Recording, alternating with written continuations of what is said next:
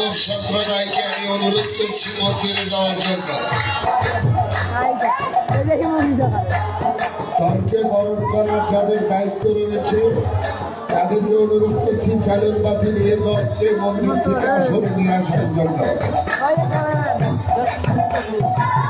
মাদক সম্প্রদায় 11:30টায়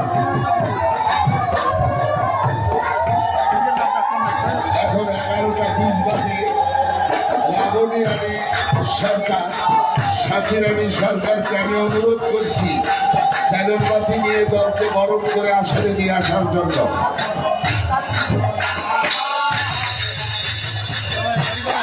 সম্মানিত শুধু ভক্তমণ্ডলী, আজ রাত 3টায়